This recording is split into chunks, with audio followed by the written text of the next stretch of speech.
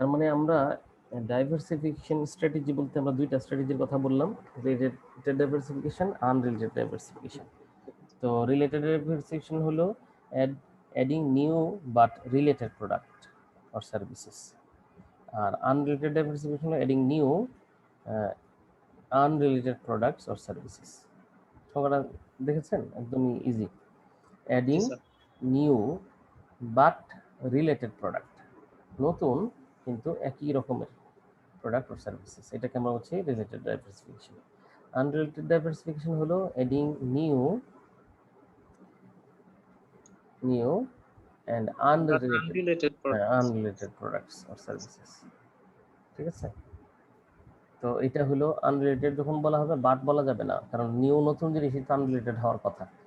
New add বলতে পারেন সর্বোচ্চ, আর ওখানে বাট বলবেন। ঠিক আছে? বলে না যে he is poor but honest, মানে সে দরিদ্র কিন্তু সৎ। মানে কি, দরিদ্র হলে সৎ হওয়ার কথা না, তখন আমরা কিন্তু বলি। কিন্তু সে ইজ রিচ অ্যান্ড অনেস্ট, সে ধনী এবং সৎ। ধনী হলে সৎ হবে, এটি স্বাভাবিক। আমি জানি না উল্টো কথা হয়ে গেল কিনা, আমার তো মনে হয় ধনীদের সাথে বাট বলা যাবে, তাই না? Is rich but honest, rich হলে আবার অনেস্ট হয় কিভাবে? কিন্তু আমাদের আগের থেকে প্রচলিত আছে যে যার থাকে কিছু, যার চাহিদা পূরণ হয়ে যায়, তারা সাধারণত দুর্নীতি এবং অন্যায় করতে চায় না। কিন্তু এখন যখন আমাদের চাহিদাই আনলিমিটেড, তারই পূরণ হয় না। ধনী বলতেও তাদেরও পূরণ হয় না, যারা ধনী না তাদেরও পূরণ হয় না। আমরা চাহিদাটাই কেন নষ্ট করে ফেলছি। আগে তো চাহিদার একটা সংজ্ঞা ছিল, চাহিদার একটা ব্র্যাকেট ছিল, এখন কোনো ব্র্যাকেট নেই। তো ব্র্যাকেটলেস, ক্যারেক্টারলেস জাতি হয়ে যাচ্ছে। তো এখন আমাদের কাজ যেটা হলো, আমরা যেটা বলছি, যদি আমরা বলি যে নিউ নতুন, তাহলে সাধারণত আনরিলেটেড বোঝায়, যে নতুন ধরনের জিনিস, একদম ভিন্ন জিনিস। কিন্তু যদি আমরা বলি নিউ বাট রিলেটেড, নতুন কিন্তু এটা রিলেভেন্স আছে, তখন এটাকে আমরা ওই যে নিউ বাট রিলেটেড হলে আমরা এটাকে কি ধরনের ডাইভার্সিফিকেশন বলছি বলেন দেখি? এটা জি sir, new but related, adding new but related products or services, তাহলে এটাকে কি বলবো আমরা? Sir related diversification.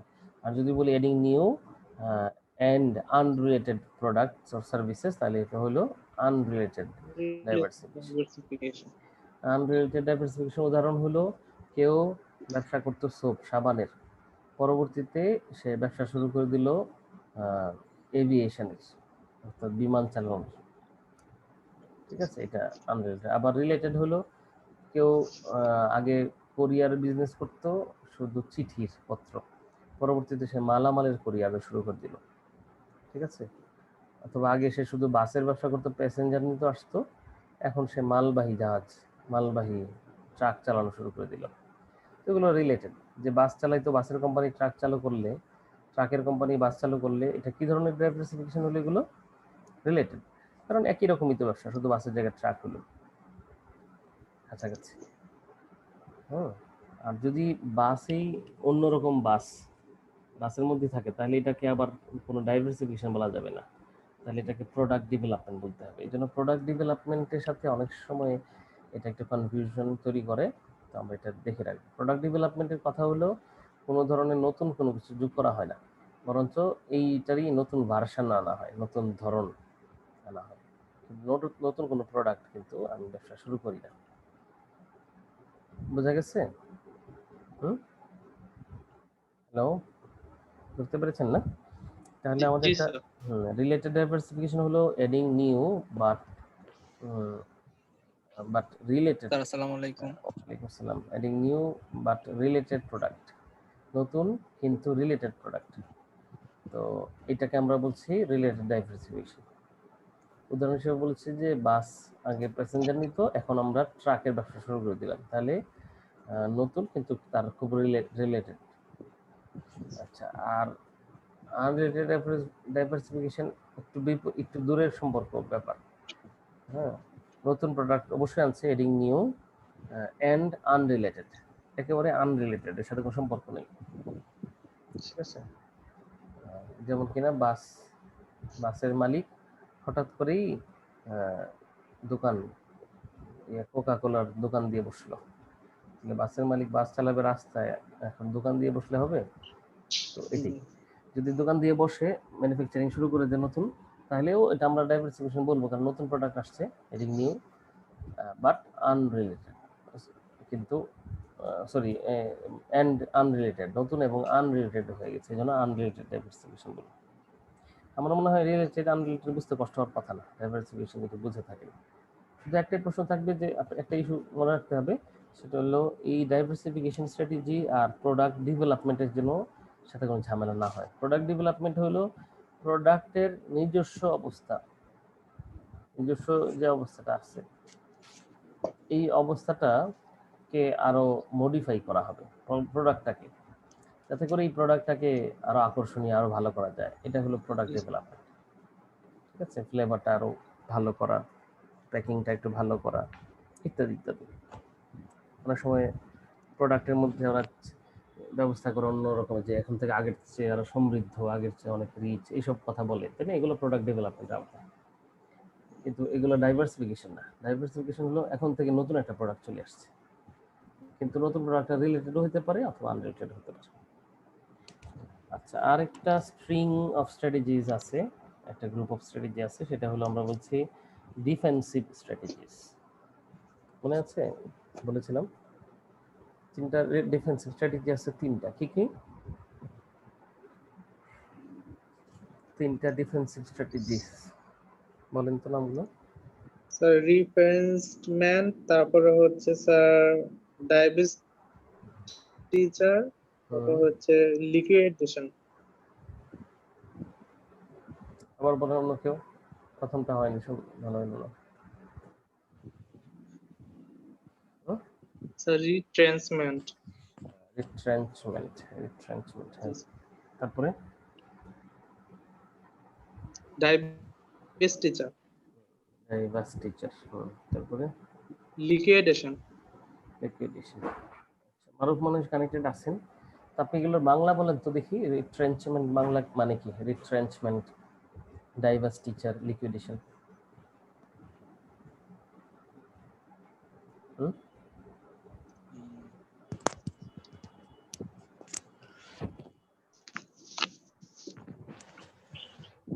প্রথমটার বাংলাটা পারবো না।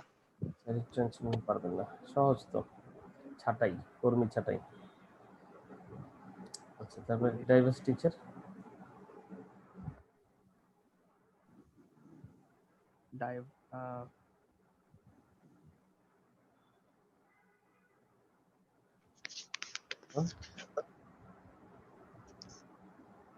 স্যার বুঝিয়ে বললেও হবে, আপনি যদি বুঝেন বিষয়টা। ব্রাঞ্চ করা বা আচ্ছা, ডিভিশন।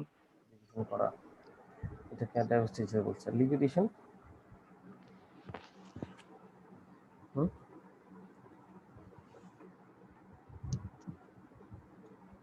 স্যার স্যার এটা হচ্ছে স্যার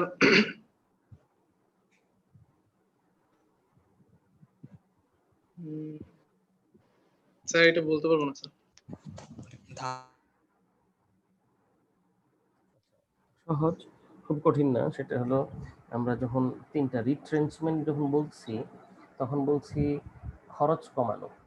কোম্পানি তার খরচ কমানোর জন্য যে ছাঁটাই, সাধারণত কর্মী ছাঁটাই দিয়ে শুরু হয়। যে কোনোভাবে খরচ কমাবে কোম্পানির।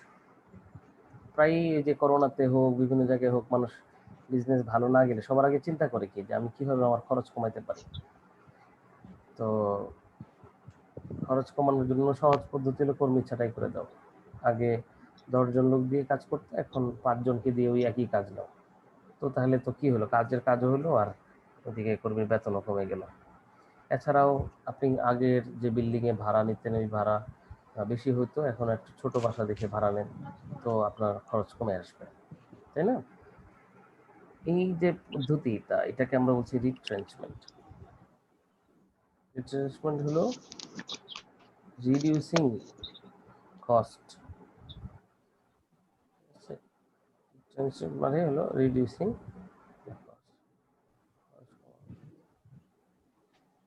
আর ডাইভার্স টিচার হলো সেলিং। ডাইভার্স টিচার, লিকুইডেশন, দুইটাই সেল করে দেওয়া, বিক্রয় করে দেওয়া। তবে ডাইভার্স টিচার হলো একটা ডিভিশন, একটা ইউনিট বিক্রয় করে দেওয়া, আর লিকুইডেশন হলো পুরো বিজনেসটাই বিক্রয় করে দেওয়া, বন্ধ করে দেওয়া। ঠিক আছে, তাহলে তিনটা ডাইভার্সিফিকেশন স্ট্র্যাটেজি পাওয়া গেল। কি কি বলেন? রিট্রেঞ্চমেন্ট, ডাইভার্স টিচার, আর লিকুইডেশন। লিকুইডেশন। হ্যাঁ, লিকুইডেশন রিট্রেঞ্চমেন্ট হলো যে এই নীতির আওতায় আমরা এখন কোনো কিছু বিক্রয় করব না, ডিফেন্সিভে থাকবো, তবে কোনো বিক্রয় করা ছাড়া আমরা শুধু আমাদের খরচ কমাইতে থাকবো। ঠিক আছে, আর ডাইভার্স টিচার হলো বিক্রয় করে দিব, তবে পুরো ইউনিটটা না, পুরো বিজনেসটা না, আমার একটা ইউনিট বিক্রয় করে দিব। ঠিক আছে, লিকুইডেশন হলো ব্যবসাটা সেল করে দিব। বোঝা গেছে কথাটা? হুম, জি স্যার। জি স্যার সেটা আমাকে বলেন, একজন বুঝিয়ে বলেন তাহলে তিনটা ডিফেন্সিভ স্ট্র্যাটেজি দাঁড়ালো কি কি? স্যার রিট্রেন্সমেন্ট হচ্ছে স্যার বিক্রয় করব না, বাট খরচটা কমাবো আর কি। স্যার ডাইভার্স টিচার হচ্ছে স্যার স্যার বিক্রয় করে দেবো আর কি স্যার, এটা। কি কি সেল করে দিবেন? বিক্রি করে দেবো আর কি মানে? ডাইভার্স টিচার মানে জি স্যার। আপনি ডাইভার্স টিচার মানে বিক্রি করে দিব বললেন না? জি স্যার। ইয়ে কি লিকুইডেশন মানে তো বিক্রি করে দিব, দুইটার পার্থক্য কি?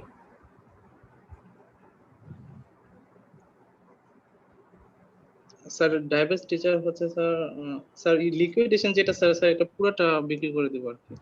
আচ্ছা, আর ডাইভার্স টিচারে স্যার যে কোনো একটা পার্ট। পার্ট বা একটা ডিভিশন, একটা ডিপার্টমেন্ট। ঠিক ঠিক আছে, তাহলে এটা লিখেন, ওই ডাইভার্স টিচার আর লিকুইডেশন সংজ্ঞাটা লিখে ফেলেন। Selling a division or a part of an organisation. ঠিক আছে, স্যার এটা প্রথমটা সংজ্ঞা। না ডাইভার্স টিচারের সংজ্ঞা, selling a division of an organization.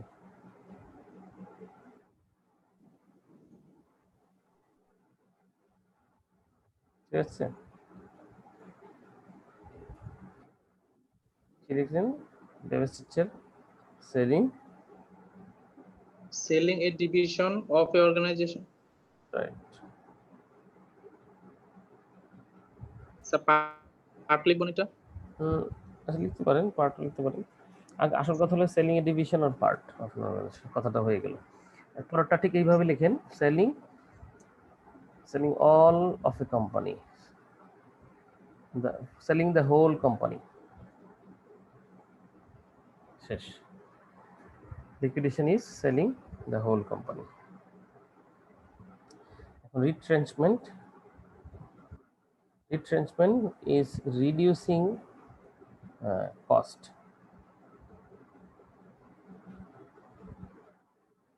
Retrenchment is reducing the cost.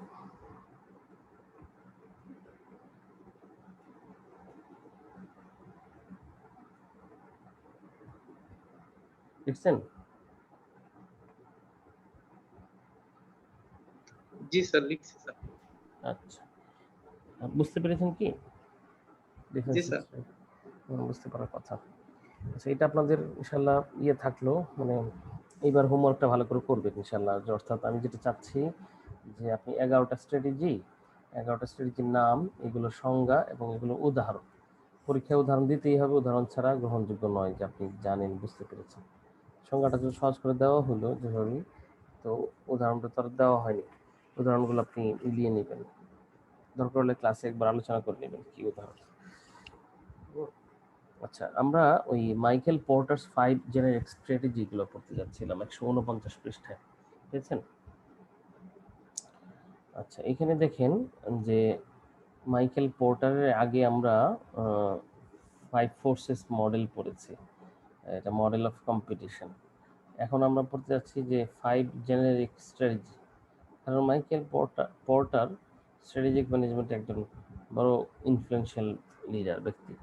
তো ফলে ওনার যে স্ট্র্যাটেজি গুলো, উনি যে এগুলোকে স্ট্র্যাটেজি বলেছেন সেগুলো আমরা বিবেচনায় আনতেছি। উনি 5টা স্ট্র্যাটেজির কথা বলেছেন, ঠিক আছে। 5টা স্ট্র্যাটেজিকে উনি যেভাবে নাম দিয়েছেন, নামগুলো ইন্টারেস্টিং। সেগুলো টাইপ 1, টাইপ 2, টাইপ 3। সংখ্যাগুলো পাবেন হলো পরের পৃষ্ঠায়, 150 পৃষ্ঠায়।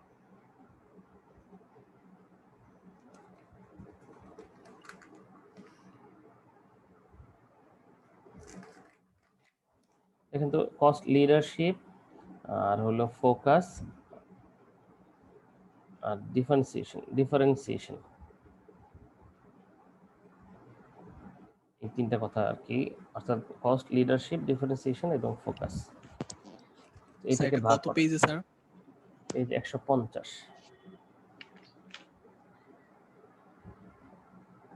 আচ্ছা হ্যাঁ, এখানে আমাদেরকে দেখতে হবে যে উনি 5টা মাইকেল পোর্টার স্ট্র্যাটেজি বলছেন 5টা। এর আগে আমরা এতক্ষণ পড়েছি 11টা অল্টারনেটিভ স্ট্র্যাটেজি, এখন আরো 5টা পড়ছি।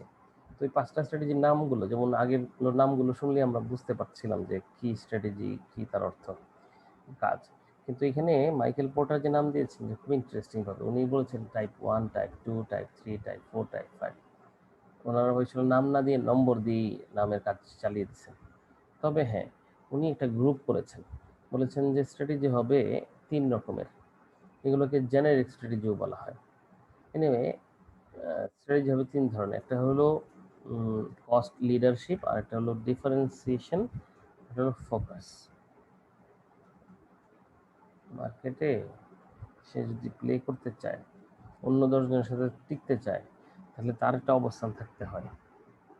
ওই অবস্থান খুঁজতে যাওয়ার জন্য সাধারণত গ্রুপ ব্র্যান্ডিং করে এত উপরে নিয়ে যায়, এবং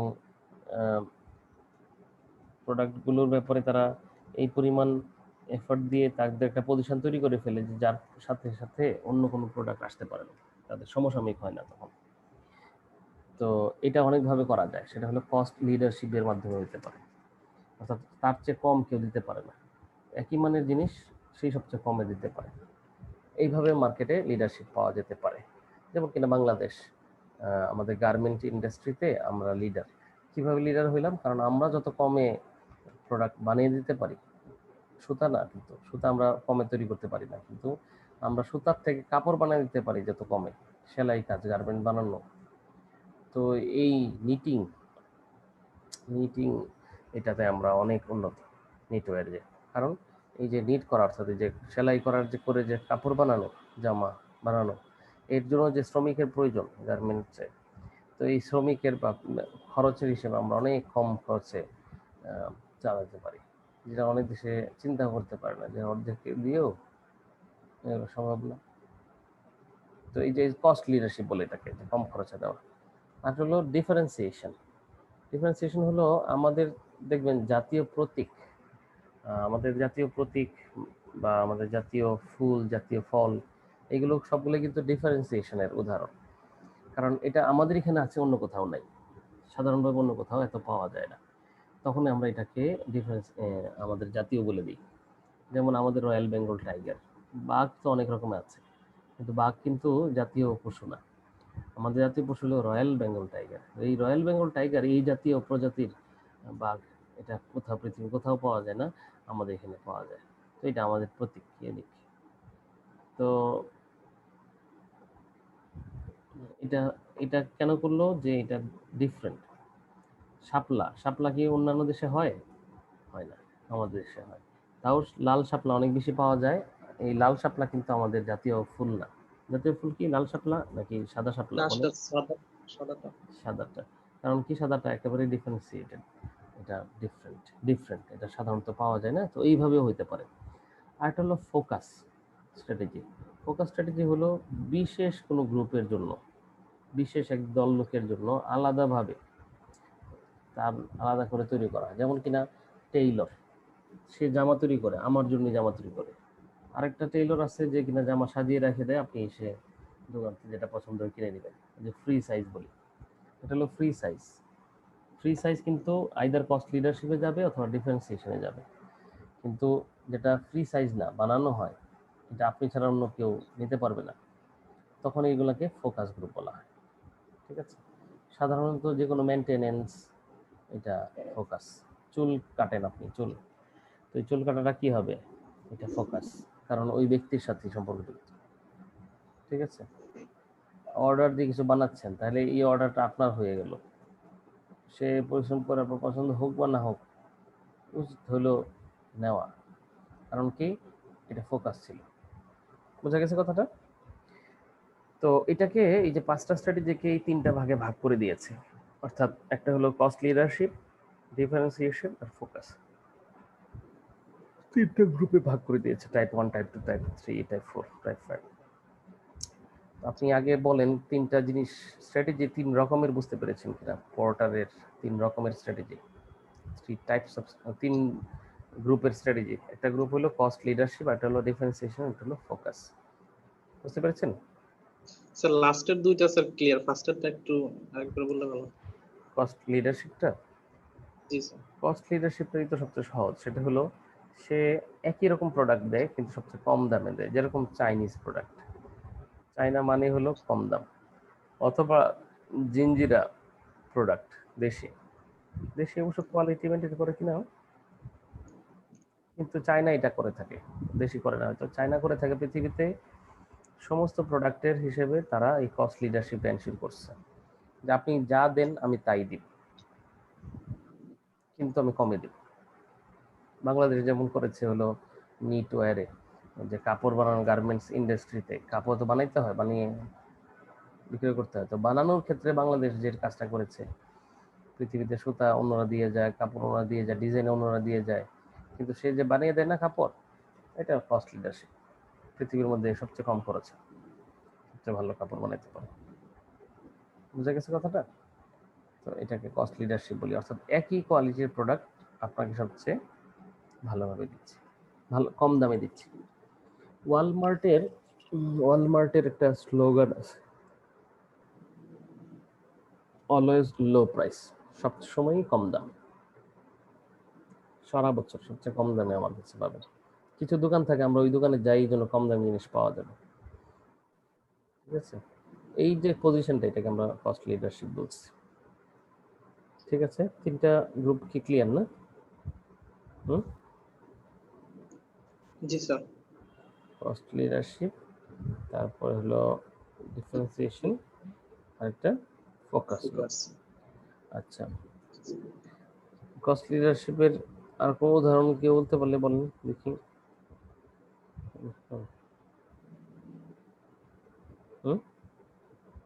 জি স্যার। আপনি কাজ করেন না, ইয়ের কস্ট লিডারশিপের ডিফারেন্সিয়েশনের ফোকাসের উদাহরণ দেন দেখি একটা করে, বাংলাদেশের পয়েন্ট অফ ভিউ থেকে।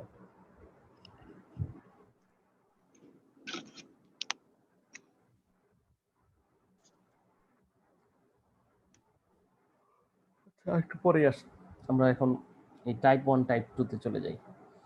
দেখেন এখানে এই যে বক্সটা দেখা যাচ্ছে 150 পৃষ্ঠায়, এই বক্সটার মধ্যে 2টা ভাগ আছে। উপর দিকে কস্ট লিডারশিপ, ডিফারেন্সিয়েশন এবং ফোকাস এই নামে ভাগ করছে, নিচের দিকে ভাগ করছে অর্থাৎ বাম দিকে ভাগ করছে লার্জ এবং স্মল।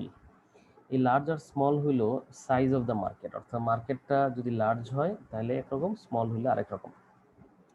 আর এর মধ্যে তাহলে এইদিকে যদি 2 ভাগ হয় আর ওই পাশে 3, 3 দুগুণে 6টা ভাগ হবে, 6টা বক্সে কিন্তু করেছে। 6টা বক্সের মধ্যে cost leadership for small market এটা হইতে পারে না, আর ফোকাস ফর লার্জ মার্কেট এটাও হইতে পারে না। কেন পারে না বলেন তো? Cost leadership for small market এটা হইতে পারে না, কারণ আপনি যদি কস্ট লিডারশিপ চান তাহলে আপনাকে প্রোডাকশন করতে হবে লার্জ, যত বেশি করবেন ততই খরচ কমবে, তাই না? ইকোনমিজ অফ স্কেল বলে এই জিনিসটাকে, ইকোনমি ভাষায়, যে যত লার্জ স্কেলে প্রোডাকশন হবে তত খরচ কমে আসে। কেন কমে আসে? কারণ ফিক্সড কস্টগুলো তো আর বাড়ে না, ফিক্সড কস্ট তো ওইটাই। সুতরাং আপনি বেশি করে ফেলতে পারলে তো ওই ফিক্সড কস্টটার ওইটা দিয়েই অনেক বেশি প্রোডাক্ট বানিয়ে ফেলতে পারলে তো খরচ আসলে কমে যায়। কারণ যদি আপনি 100 টাকা দোকান ভাড়া দিয়ে 100 টাকা মজুরি দিয়ে একটা প্রোডাক্ট বানান, তো ওই প্রোডাক্ট বানাইতে গিয়ে যদি 2 টাকাও খরচ হয় তবু আপনাকে 202 টাকা বেচতে হবে, কারণ 100 টাকা দোকান ভাড়া, 100 টাকা কর্মচারীর বেতন, আর ওই 2 টাকা হলো প্রোডাক্টটা বানাইতে খরচ, তখন আপনাকে 202 টাকা বেচতে হবে। আর যদি 2টা প্রোডাক্ট বানাইতে পারেন তাহলে আপনি 2টা প্রোডাক্টের দামে হবে দুইটার জন্য 2 টাকা করে 4 টাকা খরচ হলো, আর ওইদিকে 200 টাকা, তার মানে 204 টাকা। তো আপনি 102 টাকা করে বেচতে পারছেন, তাই না? নাকি বুঝতে পেরেছেন? এই জন্য জি স্যার। স্কেল অফ প্রোডাকশন, অর্থাৎ কত স্কেল মানে কত বেশি করতেছেন এইটার উপরে নির্ভর করে আসলে কত কমে আপনি দিতে পারবেন। এই জন্য এখানে স্মল মার্কেটের জন্য কস্ট লিডারশিপকে একটু ডট দেওয়া রাখা হয়েছে, যেটা হতে পারে না। ঠিক বিপরীত অবস্থা হলো ফোকাসের ক্ষেত্রে লার্জ। আপনি যদি বলেন ফোকাস, যেমন টেইলর যদি ফোকাসই করে, ব্যক্তি হিসেবেই করে, মাথার চুল ছাটানোর যে ব্যাপারটা, তো ব্যক্তি ফোকাসই করে, এটা আবার ইউনিক করে কিভাবে? অর্থাৎ তখন ফোকাস তো থাকে না, আমি সবাইকে ফোকাস করবো, এটা কি হতে পারে? ফোকাস তো একটা বিষয়ের উপর হতে পারে, 2টা বিষয় হতে পারে, ঠিক না? তো এই জন্য বলছে লার্জ মার্কেটের জন্য ফোকাস স্ট্র্যাটেজি কাজ করে না।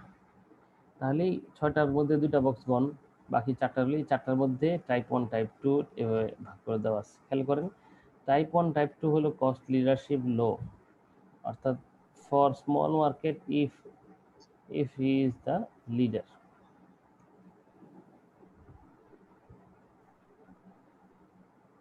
আচ্ছা, ঠিক আছে।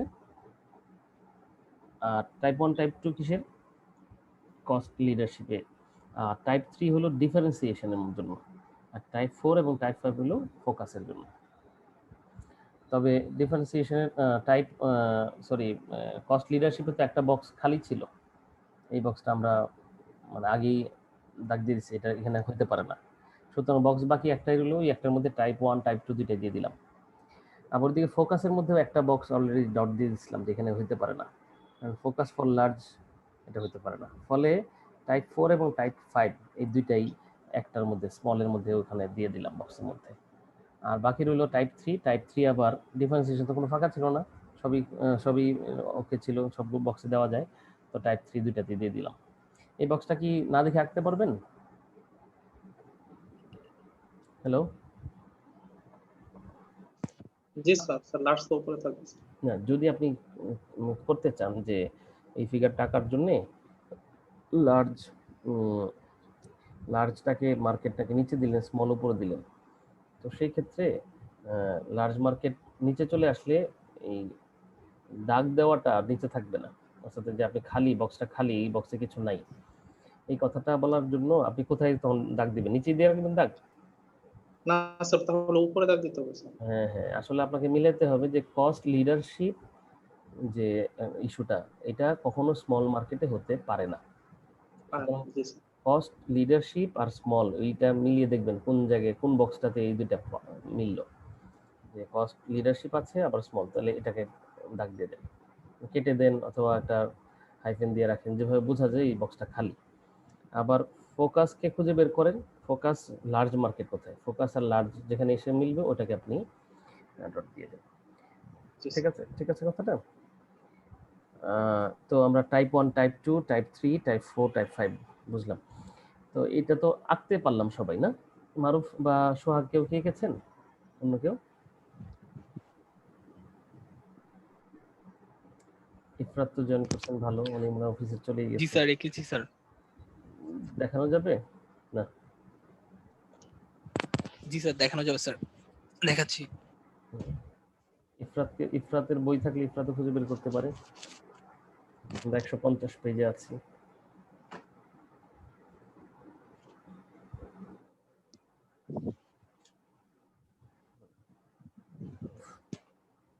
আঁকাটা ঠিক হয়ে গেলে 50% ডান, কারণ এই প্রশ্ন পরীক্ষা আসবেই, সেটা হলো ডিসক্রাইব মাইকেল পোর্টারস 5 জেনারিক স্ট্র্যাটেজি, 5টা জেনারিক স্ট্র্যাটেজি বর্ণনা করো। তো বর্ণনা করতে গিয়ে কেউ কম করবে, বেশি করবে, কেউ ভালো করবে, মন্দ করবে, কিন্তু বেসিক হলো এই ছকটা এঁকে আপনি দেখিয়ে দেন যে এই এই হলো তার স্ট্র্যাটেজি। যদি ছক ঠিক মতো আঁকা হয়ে যায়, এই ফিগারটা ঠিক মতো আঁকা হয়ে যায়, এরপরে নম্বর আপনার যদি 5 থাকে, 5-এর মধ্যে আপনি আড়াই পেয়ে গেলেন। আড়াইয়ের উপরের নম্বরের জন্য আপনাকে লিখতে হবে, কতটুকু লিখবেন সেটা অতটুকু নম্বর পাবেন। হ্যাঁ হ্যাঁ হ্যাঁ, মাশাআল্লাহ, তো ঠিকই তো আছে। ইফরাত দেখেন যদি শুধু কথা বলছি, একটু একটু ধরে রাখেন, আমি একটু বোঝার চেষ্টা করছিলাম। আচ্ছা, তার মানে আপনি কস্ট লিডারশিপ দিয়েছেন উপরে, আর ডিফারেন্সিয়েশন, আর হলো ফোকাস, তাই তো? আর নিচে আপনি বাম পাশে দিয়েছেন, উপরেরটা কি দিয়েছেন? স্মল, নিচে লার্জ? না, লার্জ উপরে দিয়েছেন, লার্জ নিচে স্মল। তো লার্জ স্মলের মধ্যে আপনি টানটা ঠিক আছে। যদি ঠিক থাকে, কস্ট লিডারশিপ স্মল আপনি ডট দিয়ে দিয়েছেন, ফোকাস লার্জ মার্কেট মানে হাইফেন দিয়ে দিয়েছেন, তার মানে আপনি ঠিক আছে, আপনি ঠিক আছে, সমস্যা নেই, ঠিক আছে, বেস্ট, গুড। আচ্ছা, এখন আমরা একটু ওই যে টাইপ 1 এবং 2 দুইটাই কিন্তু লার্জের মধ্যে ঢোকানো আছে, তাই না? টাইপ 1 এন্ড 2 লার্জের মধ্যে ঢোকানো আছে, আবার ওই যে টাইপ 4 এন্ড 5 এই দুইটা স্মলের মধ্যে ঢোকানো আছে ফোকাসের ক্ষেত্রে, তাই না? এই জন্য একটু বুঝতে হবে, এখানে আবার দুইটা একই জিনিস না, স্ট্র্যাটেজি দুটো আলাদা। হ্যাঁ, আলাদা দুইটা স্ট্র্যাটেজি হলো আলাদা দুইটা স্ট্র্যাটেজি এভাবে যে টাইপ 1 2 দুইটা এক জায়গায় আছে, কিন্তু একটা হলো লো কস্ট, একটা হলো বেস্ট ভ্যালু। একইভাবে টাইপ 4 এবং 5 ফোকাস দুইটাই, কিন্তু একটা লো কস্ট, একটা হলো বেস্ট ভ্যালু। বেস্ট ভ্যালু ওই যে প্রাণের আরএফএল এর বেস্ট ভ্যালু দোকান আছে, অথবা বেস্ট ভ্যালু তো অনেক জায়গায় শুনেছেন আপনারা। বেস্ট ভ্যালু বলতে কি বোঝায় আসলে? বেস্ট ভ্যালু বোঝায় কম দাম না, লো কস্ট মানে কম দাম, চিপ, চিপ প্রোডাক্টকে আমরা লো কস্ট বলি, বুঝতে পেরেছেন? যেমন কিনা আপনি ফুটপাতের মার্কেট অথবা সন্ধ্যার পরে মার্কেট বসে, বেড়িবাঁধের উপরে মার্কেট বসে, এটা হলো লো কস্ট মার্কেট, ঠিক আছে? ফুটপাতের মার্কেট এগুলো লো কস্ট মার্কেট, এখানে বেস্ট ভ্যালুর সুযোগ নেই। এখানে মার্কেটের জিনিসও কোয়ালিটিও খারাপ হবে, আর জিনিসও কম দামের হবে, ঠিক আছে? জিনিসও কম দাম হবে, জিনিস, তবে আপনাকে দেখে নিতে হবে যে কম দামে নিতেছি, তো এটা দেখে নেওয়াটাই আসল, যেটা ছেঁড়া আছে কিনা, ফাটা আছে কিনা, এটা আপনার কাজ হয়, স্ট্র্যাটেজি হয় যে ক্রেতা। কারণ জিনিসগুলো কম দামের গ্যারেন্টি আছে, এখানে যে দাম অন্য জায়গায় যে কম হবে এটা নিশ্চিত, কিন্তু আপনাকে নিশ্চিত করতে হবে যে যে জিনিসটা চলে কিনা, কাজ করে কিনা।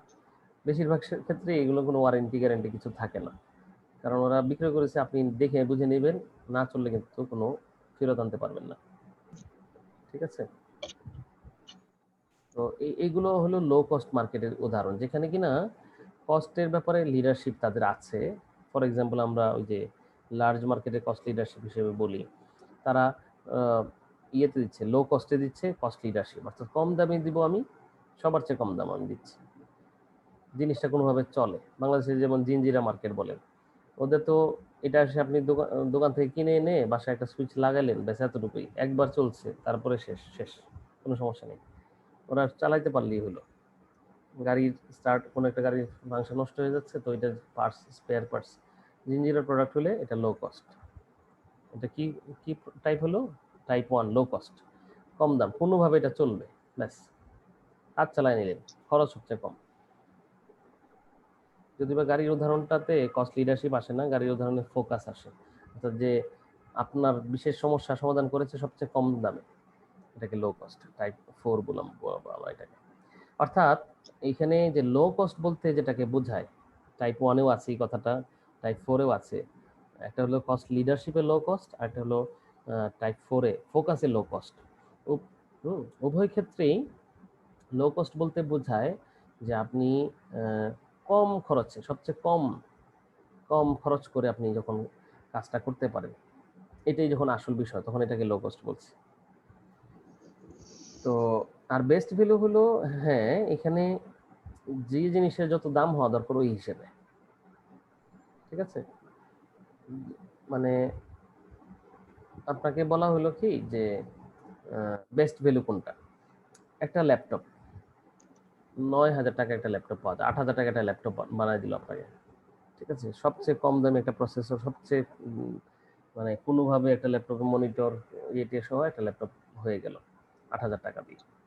তো এটাকে আমরা লো কস্ট বলছি। একটা হলো বেস্ট ভ্যালু। বেস্ট ভ্যালু হলো কনফিগারেশন তো এক এক রকম থাকে, কোনো একটা হাই কনফিগারেশন একটা ল্যাপটপ, দাম হলো 70,000 টাকা, তারপরে এটাকে আমরা বলবো এটা ঠিক আছে, এটা হলো বেস্ট ভ্যালু। অর্থাৎ এই ধরনের কনফিগারেশনে 70,000 টাকা, যদিও বা 70,000, তারপর আমরা এটাকে কিনতে রাজি আছি, কারণ কি এটা বেস্ট ভ্যালু। সবাই কিন্তু চায় বেস্ট ভ্যালু চায়, যে আমি যা পাচ্ছি তার হিসেবে আমি যে দাম দিচ্ছি এটা কম, অতিরিক্ত দাম দিচ্ছি না, এটাকে বেস্ট ভ্যালু বলে। বুঝতে পেরেছেন কি? স্যার বেস্ট ভ্যালুটা স্যার আরেকবার বলেন স্যার। বেস্ট ভ্যালু হলো এখানে সবচেয়ে কম দামের না জিনিসটা, কিন্তু এই কোয়ালিটির বিবেচনায় এটার দাম কমই আছে, এটাকে আমরা বেস্ট ভ্যালু বলি। ফর এক্সাম্পল, একটা ল্যাপটপ 70,000 টাকা দাম, আর একটা ল্যাপটপের দাম হলো 7,000 টাকা। তো 7,000 টাকা হলো এটা লো কস্ট ল্যাপটপ, এর চেয়ে কমে কেউ বানাইতে পারবে না, আর উনি এই দামে বানিয়ে ফেলছেন। ঠিক আছে, কোনোভাবে একটা ল্যাপটপ চলতেছে, তো ল্যাপটপের কাজ হয়ে যাচ্ছে, তো এরকম। আরেকজন 70,000 টাকার একটা ল্যাপটপ, তো এই ল্যাপটপে যে কনফিগারেশন দেওয়া হয়েছে, এই কনফিগারেশন বিবেচনা করলে আরো 10 জন যে বিক্রয় করে, তারা এটাকে বিক্রয় করে হলো 90,000, 1 লাখ টাকায়, কিন্তু এই কোম্পানি বিক্রয় করতেছে 70,000 টাকায়, অথচ কনফিগারেশন একই, একই কোয়ালিটির প্রোডাক্ট। তখন এটাকে আমরা বলি বেস্ট ভ্যালু। ঠিক আছে, দামটা কম, তবে এটা কোয়ালিটির সাথে বিবেচনা করলে এটা দামটা অন্যদের চেয়ে কম এবং ভালো আছে, এটাকে বেস্ট ভ্যালু বলছি। বোঝা গেছে কথাটা এবার? জি স্যার। আমরা সাধারণত বাজার করতে গেলে বেস্ট ভ্যালুই খুঁজি, যারা মধ্যবিত্ত, যারা একেবারে নিম্নবিত্ত, তারা খুঁজে হলো লো কস্ট, সবচেয়ে কম দামের দেন। অথবা ওই সমস্ত প্রোডাক্টের ক্ষেত্রে আমরা মধ্যবিত্ত হওয়ার পরেও লো কস্ট খুঁজি, যে সমস্ত প্রোডাক্টের আসলে আপাতত কাজ চালিয়ে নেওয়ার জন্য। ঠিক আছে, যেটা আসলে ওয়ান টাইম ইউজ টাইপের। আপনি এখন কোথাও যাচ্ছেন, তো আপনার ফোনটা ভিজে যেতে পারে বৃষ্টিতে, আপনি বৃষ্টিতে ভিজতেছেন, তখন আপনি একটা ছাতা কিনতে চাইলেন, তো চিন্তা করলেন যে এই ছাতা আমি ব্যবহার করি না, ছাতাটা শুধু এইখানকার জন্যই, একটু পরে আমার ছাতা লাগছে না, আর কিনবো না। তখন আপনি একটা ওয়ান টাইম ছাতা কিনলেন, আপনি তখন খুঁজবেন ভাই সবচেয়ে কম দামে একটা ছাতা, কারণ আমি এখন ভিজে যাচ্ছি, আমার একটা ছাতার দরকার, 100 টাকার ছাতা আছে কিনা, 80 টাকার ছাতা আছে কিনা। এটাকে বলছি আমরা লো কস্ট, সবচেয়ে কম দামের জিনিসটা আমি কিনলাম, কোয়ালিটি খালি কোনোভাবে ছাতাটা মাথায় দিয়ে যেতে পারলেই শেষ। আরেকটা হলো বেস্ট ভ্যালু। আপনি চিন্তা করলেন ছাতা তো ছাতাই, আমি তো ব্যবহার করবোই, এখন না পরেও লাগবে, তো ভাই একটা ভালো ছাতা দেন, কিন্তু এর মধ্যে কম কোনটা, ভালোর মধ্যে কম, অর্থাৎ এই কোয়ালিটি এই কোয়ালিটির মধ্যে। তখন দেখলেন আপনি একটা এই ফোল্ডিং ছাতা, এরকম কোয়ালিটির ছাতা, এরকম শক্ত সামর্থ্য আছে, তো এইরকম ছাতা তো 200 টাকায় পাওয়া যাচ্ছে, তো আপনার কম, তো এই 200 টাকা এই লেভেলের ছাতা পাওয়া, এটাকে আপনি বেস্ট ভ্যালু বলছেন, যেটাকে সাধারণত আপনি 400 টাকা দিয়ে কিনতে রাজি ছিলেন। আন্ডারস্ট্যান্ড না? জি স্যার। আচ্ছা, টাইপ 3 এর ব্যাপারে কিছু বলার নাই, কারণ টাইপ 3টা হলো যে ডিফারেন্সিয়েশন, সেটা লার্জ মার্কেট হোক স্মল মার্কেট হোক, ডিফারেন্ট প্রোডাক্ট যদি হয়, যে আমার প্রোডাক্টটা ডিফারেন্ট, তাহলে এটাকে আমরা বলছি ডিফারেন্সিয়েশন। করে না অনেকে ব্যতিক্রমী প্রোডাক্ট তৈরি করে, এটা তাদের কাছে পাওয়া যায়। ফোকাস হলো পার্টিকুলার গ্রুপের জন্য করে থাকে। আচ্ছা, আমার মনে হয় এই পর্যন্ত, আপনারা একটু বই পড়বেন এখানে, হ্যাঁ।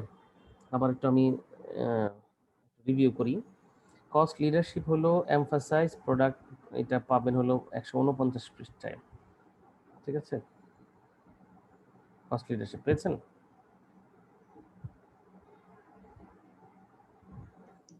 জি sir. Type 1 is a low-cost strategy that offer product or services to a wide range of customers at a lowest price available on the market. Type 2 is a best value strategy that offer products or services to a wide range of customers at the best price value available on the market.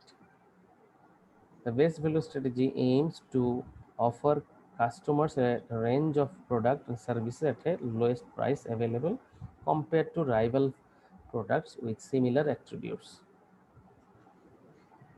তার মানে এটা আপনি এটাই লিখবেন, আপনার মনে হয় সহজ করে লিখলে টাইপ 1 এ যেভাবে লিখেছেন না, এইভাবে টাইপ 2টা লিখে ফেলতে পারবেন কস্ট লিডারশিপের মধ্যে।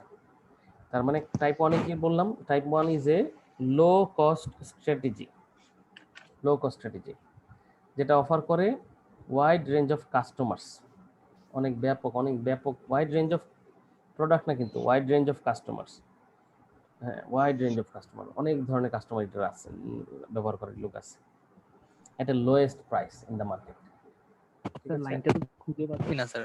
এটা খুঁজে পাচ্ছেন না? এটাই তো জি না মূল লাইন, এটা লিখতে হবে পরীক্ষা। এই লাইনটা হলো আপনি, হ্যাঁ, কস্ট, এই যে লিডারশিপ 149 পৃষ্ঠায় আছে। কস্ট লিডারশিপ পেয়েছেন? জি স্যার, কস্ট লিডারশিপটা পাইছি, কিন্তু আপনি যে লাইনটা বলছেন ওই লাইনটা খুঁজে পাচ্ছি না। এটা 3 নম্বর 3 line. Number line 3 number line 3 নম্বর লাইন। আচ্ছা হ্যাঁ, 3 নম্বর line. Type 1 is a low cost strategy that offers product or services to a wide range of customers at a lowest price available in the market. তার মানে type 1 হলো একটা strategy, লো cost strategy. এটার মধ্যে দুইটা কথা, একটা হলো offer product for a wide range of customer. Wide range of customer কথাটা বলতে হবে, যে ব্যাপক অনেক কাস্টমারকে আমরা দিচ্ছি। আর দ্বিতীয় কথা হলো এট এ লোয়েস্ট প্রাইস, সবচেয়ে কম দামে। ঠিক আছে, এটা হলো টাইপ 1 স্ট্র্যাটেজি। টাইপ 2টা কি? Best value strategy. আগেরটা ছিল টাইপ 1 হলো লো কস্ট স্ট্র্যাটেজি, এখন হলো বেস্ট ভ্যালু স্ট্র্যাটেজি। এটাও অফার করে একই কথা, wide range of customer at a lowest price না, এট এ বেস্ট প্রাইস ভ্যালু। স্যার, আমি তো স্যার লাইনটা খুঁজেই পাচ্ছি না স্যার। কস্ট লিডারশিপ থেকে পড়েন দেখি কি পেয়েছেন। কস্ট লিডারশিপ এমফাসাইজেস অন, পাইছেন?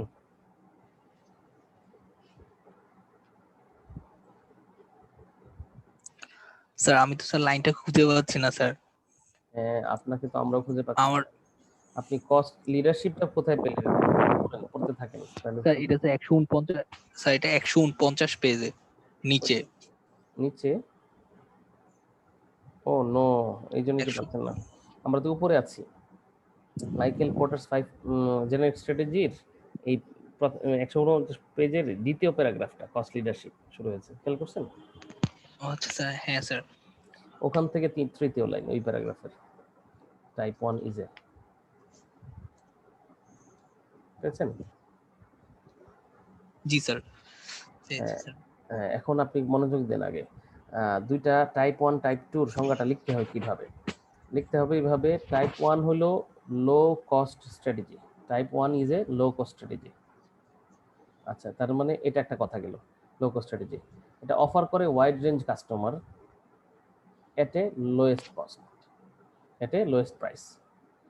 আর টাইপ 2 হলো বেস্ট ভ্যালু স্ট্র্যাটেজি, অফার করে ওয়াইড রেঞ্জ অফ কাস্টমারকে এট বেস্ট প্রাইস। ঠিক আছে, দুটা কথা। টাইপ 1 মানে কি? Type 1 is a low cost strategy.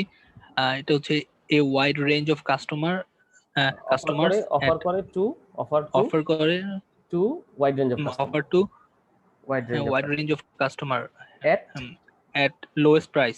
Lowest price. আর টাইপ 2 হলো best value strategy, best value strategy. Offer wide range of এটা অফার কাস্টমার করা হচ্ছে a wide range of customer at best price. At best price. ঠিক আছে, মনে হয় আপনারা পেরেছেন। হ্যাঁ, আর জি স্যার। টাইপ 3 হলো ডিফারেন্সিয়েশন। আচ্ছা, অফার ইউনিক প্রোডাক্ট। ঠিক আছে,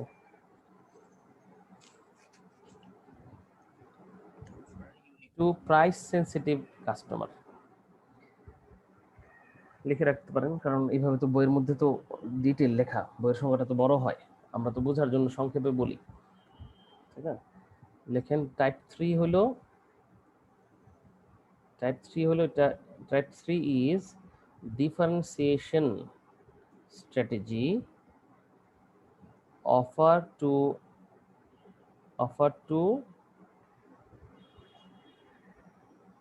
differentiation strategy, offer to unique product. না, offer to wide price sensitive customer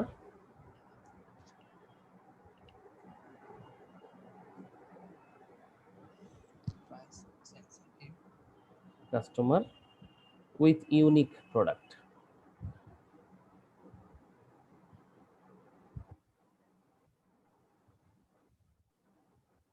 ঠিক আছে না? With unique product. G, unique product. তার মানে টাইপ 3 স্ট্র্যাটেজির মূল কথা হলো, এটা হলো ডিফারেন্সিয়েশন স্ট্র্যাটেজি। আগেটা ছিল লো কস্ট স্ট্র্যাটেজি, এটা বেস্ট ভ্যালু স্ট্র্যাটেজি, এখানে বলবেন differentiation strategy. Offer to wide range of customer না বলে offer to price sensitive customer, আর হলো at lowest price at best value, এরকম না বলে বলবেন উইথ ইউনিক প্রোডাক্ট। ঠিক আছে না? জি স্যার।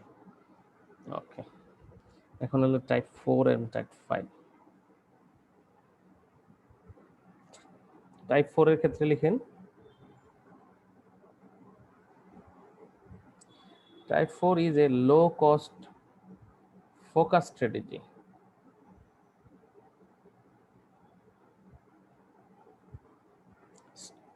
ঠিক আছে, টাইপ 1 এ লিখেছিলেন কি জানি, লো কস্ট স্ট্র্যাটেজি শুধু বলছিলেন, এখানে লিখবেন লো cost focus strategy.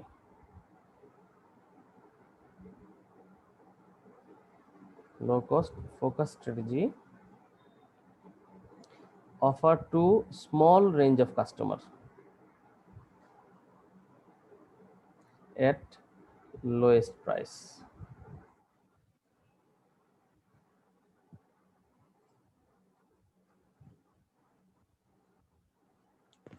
Sir range of customer at lowest price.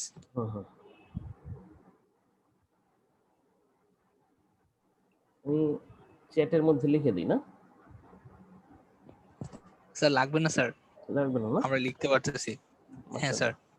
তাহলে টাইপ 5টা লিখে ফেলেন। টাইপ 5 হলো, জি জি ইফরাত অফার টু স্মল। সব কিছু বলছেন? জি স্যার, ওই যে টাইপ ও টাইপ 4 এর ব্যাপার। টাইপ 4 হলো লিখবেন হলো type 4 is a low cost focus strategy. Sir হ্যাঁ, low cost focus strategy offer to small range of customer. Offer to small range of, এই ওয়াইড রেঞ্জের বদলে স্মল রেঞ্জ হবে। হ্যাঁ, মানে ঠিক টাইপ 1 এর মতোই। টাইপ 1 দেখলে ক্লিপ পেরে যাবেন, কিন্তু টাইপ 1 এর সাথে একটু পার্থক্যগুলো বলছি আর কি। টাইপ 1 এর মধ্যে ছিল হলো type 1 is a low cost strategy ছিল, আর এখানে হবে টাইপ 1 টাইপ 4 হলো লো কস্ট ফোকাস স্ট্র্যাটেজি। একটা ফোকাস, একটা শব্দ বাড়বে আর কি, ফোকাস। আর ওখানে তো to offer to wide range of customer ছিল, এখানে হবে offer to small range of customer. Small range of customer at lowest price, ওটাও সব ওখানেও ছিল, এখানেও আসে। আচ্ছা, টাইপ 5 কি তাহলে? টাইপ 5 হলো it's a best value focus strategy. ঠিক টাইপ 2 এর মতো মিলায় নেন। টাইপ 2 তে এরকম ছিল না? টাইপ 2 কি ছিল? Type 2 is a best value strategy ছিল, আর এখানে বলবো আমরা টাইপ 5 হলো বেস্ট ভ্যালু ফোকাস স্ট্র্যাটেজি, একটা শব্দ পারবে। অফার টু টাইপ 2 তে ছিল offer to wide range of customer, এখানে হবে offer to small range of customer. আর এট বেস্ট প্রাইস ছিল এট বেস্ট প্রাইস হবে, যেভাবে আছে। ঠিক আছে স্যার আবার একটু বললে ভালো হতো। আবার বলবো, type 5 is a best value focus strategy offer to small range of customer at best value.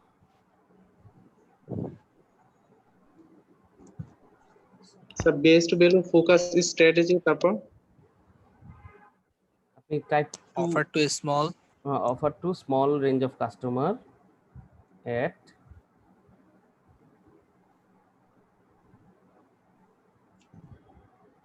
best price value.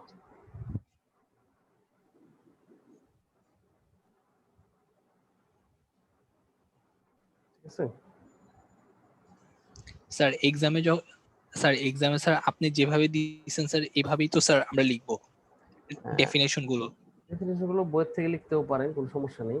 বইয়ে তো আর একটু ডিটেইল দেওয়া আছে, মানে আর একটু ইংলিশটাও সুন্দর। স্যার আপনারটা অনেক ইজি স্যার। আমার ইংলিশটা তো সুন্দর হলো না, মানে ইংলিশটা হয়েছে, ইংলিশ ট্রু, ইংলিশের মধ্যে কোনো নম্বর কাটার সুযোগ নেই, আর কথা যা বলা দরকার সেটাও আছে এখানে। কিন্তু আছে না যে ওই যে সৌন্দর্য উন্নত, শুধু স্যার অনেক ক্ষেত্রে দেখা যায় স্যার সময় কম থাকে, সেক্ষেত্রে স্যার আপনারটা দিয়ে দিব না। হ্যাঁ হ্যাঁ, আমারটা দিয়ে দিলে নম্বর কম পাবেন না এখানে। শুধু ওই যে কিছু নম্বর থাকে না যে সৌন্দর্য দেখে দেওয়া হয়, ওগুলো হবে না আর কি। এটা হবে। আচ্ছা যেমন এখানে যদি 5 নম্বর থাকে মাইকেল পোর্টারসের 5 জেনারেট স্ট্র্যাটেজি, তো আপনি যদি ইয়েটা এঁকে দেন যে ফিগারটা, তো আড়াই পেয়ে গেলেন নিশ্চিত। আর আমি যা বলেছি এতটুকু যদি লিখে দেন, ঠিক আছে, তো তাহলে আরো 2 এক, স্যার। না আরো 1 পেয়ে গেছে, তো তার মানে 3.5 পেয়ে গেলেন।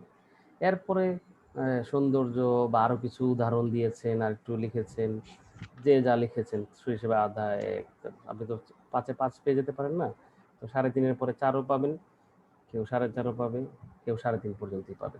তবুও 3.5 পেয়ে যাবো কম কিসের, তাই না?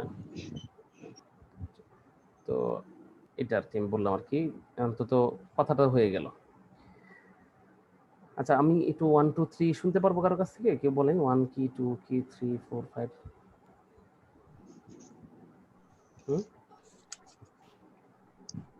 Type 1 is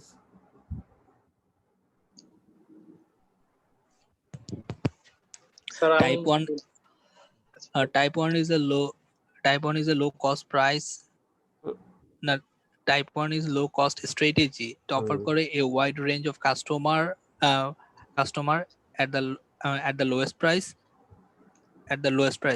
আর type 2 টা হচ্ছে type 2 is a best value strategy.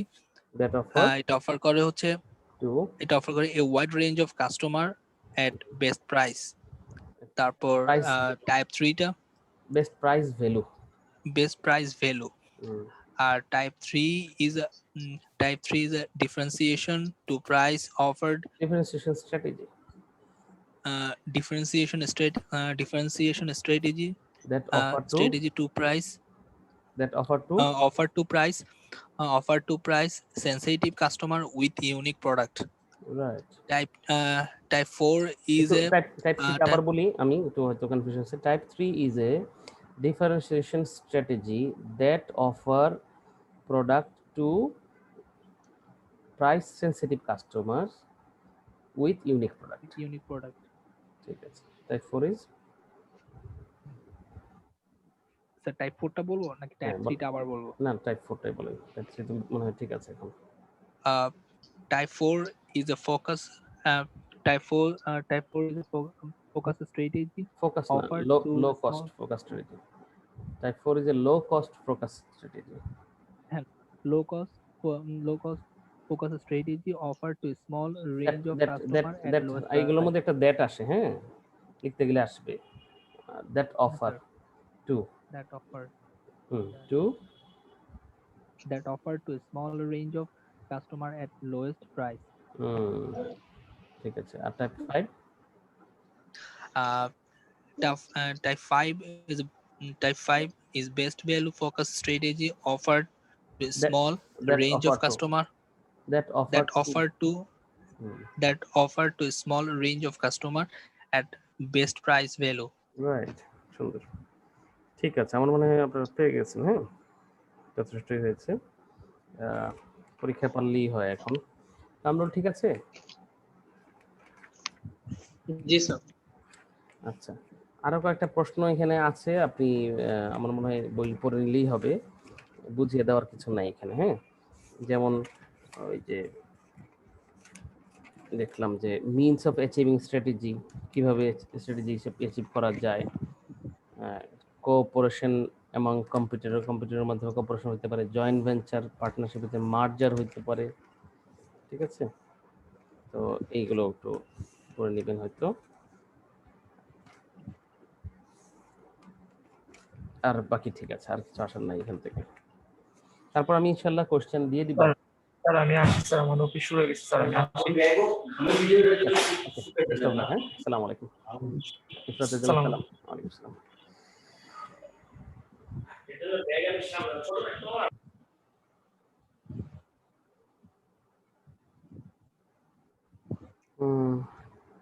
Ifrat join করলেন, তারপর ভালো।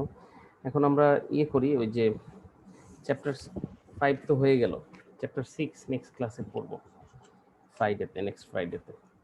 ঠিক আছে, আর একটা কথা হলো যে আমরা ইনশাল্লাহ এই কোশ্চেনগুলো, যে কোশ্চেন আসতে পারে, এটা আজকে 11 নম্বর ক্লাস হয়ে যাচ্ছে আমাদের, তো ক্লাস তো অনেক হয়ে যাচ্ছে। তো চ্যাপ্টার 6টা যদি আমরা পড়তে পারি, আরও 2টা ক্লাস লাগবে অ্যাটলিস্ট, তাহলে আমাদের কাজটা হয়ে গেল আর কি। তবে আমরা ফ্রাইডে ক্লাস রাখি আর কি, কি করা, কারণ অনেকে জয়েন করতে পারছে না সকালে, এগুলো সকালে ভালো পড়াশোনা হচ্ছিল। চ্যাপ্টার 6 শেষ হওয়ার পরে স্যার চ্যাপ্টার 6টা করলে কি স্যার আমাদের শেষ? শেষ ওকে স্যার। নেক্সট ক্লাসেই শেষ হয়ে যাবে আশা করছি, শেষ না হলে পরের ক্লাসে শেষ হবে ইনশাআল্লাহ।